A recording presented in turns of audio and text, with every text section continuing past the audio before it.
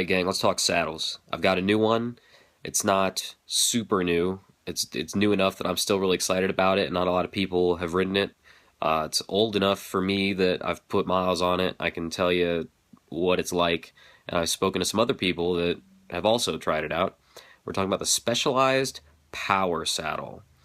It's a strange duck. It looks funny. It's got that weird truncated nose from the Citero time trial triathlon saddle that Specialized makes. They put that on the Shiv. It's got a weird butt end of it. It sort of looks like a woman's mountain bike saddle in the back, I think. And the middle of the saddle has this huge cutout. It's giant. It's unlike any other male road saddle I've ever ridden. Not to say this is a male saddle. It's not it just doesn't have the little quasar over the S. That's how you know Specialized wants the girls to ride it. That's the women's body geometry. But I see this as a very unisex saddle. It's designed for those time trial, triathlon, aggressive riders, and I'm seeing it a lot as I have it in my life on a track bike.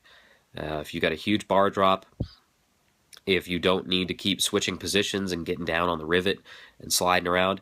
I mean, in a sprint, you know, your buns are gonna pretty much stay where they need to be, and in this saddle, your sit bones are where they need to be. You get the right width for your body, and you're good to go. No matter how low you get, I ride around. I'll get down in drops. I'll get back up on the tops, and shifting around like that. There's no pressure on my perineum at all. It's delightful. A lot of the other folks that I've seen, I've talked to a lot of people who have bought this saddle from my shop. I work for a Specialized dealer, and we've sold a bunch of them. The amateur riders, the non-competitive riders, not hugely stoked on it. We've got a couple returns, but dudes that are getting really aggressive, really low, really aero, they love it. I posted this photo of my beloved unknown singularity build out on the street, and local legend and state bicycle sponsored rider Scott Piercefield, he's got one on his bike. Here's his bike.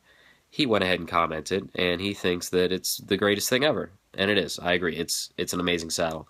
I like it for my bike. All of my track bike fits have been a little wonky. My last bike was even smaller than this one, less reach for sure. And that bike with the saddle all the way back on the rails, like past the demarcation lines, it was still further forward than I wanted it to be. My knees were in a good spot for a short sprint, but not great for riding around very much further than that. And the nose of my saddle was inching ever so close to the center line of the bottom bracket. If you care about that, I'm sure there's like a UCI reg or something about that. And this saddle takes care of that. Now you can see I've got mine. It's not all the way back at all. I can go further back. I can go further forward. So I love that about it. When it's under you, it disappears under you. If you get the right width, you hardly even feel it back there. But don't take my word for it, or Scott Piercefield's word for it, or the various folks that I've sold the saddle to, or my coworkers have sold the saddle to. You should try one. You should try to ride one. If you are lucky enough to live near someone that does like demos on saddles, then try it. You've got a lot of different options to hit whichever price point or function you need it to hit. The comp is the lowest level one that there is, and it only comes in black. It's $100, and for 143 mil, it's about 250 grams. The Expert comes in black and white. It's $30 extra. It's $129.99, and that gets you titanium rails, so it drops 20 grams from the saddle. Both of those saddles have plastic shells on them, and both of them have more padding than the more expensive saddles. So those two, besides the rails, besides the weight, are virtually the same thing. When you step up to the Pro, now you're spending $200. You get your choice of black or red, and you only get two widths right now. They don't go very wide. They go 143 and 155. The cheaper saddles with the cushions, those go up to 168. So if you got big sit bones, then you're kind of stuck with the lower end. But the Pro, the $200 saddle, that one has a carbon shell. It's stiffer. The plastic shell on mine, I can tell you, does have a little give to it, a little suspension, but nothing much. There's a little bit more padding.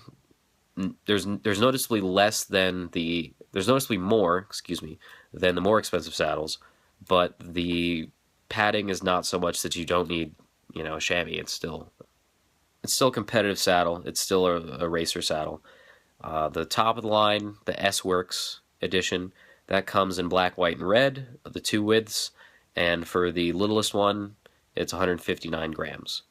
That one, I really wanted the carbon shell because I do like a stiffer saddle, but there's a little, you see that little spot right there, that is carbon weave on the expensive, on the Expert, or I'm sorry, on the I have the Expert, I believe. Yeah, on the Pro, that's when you get carbon.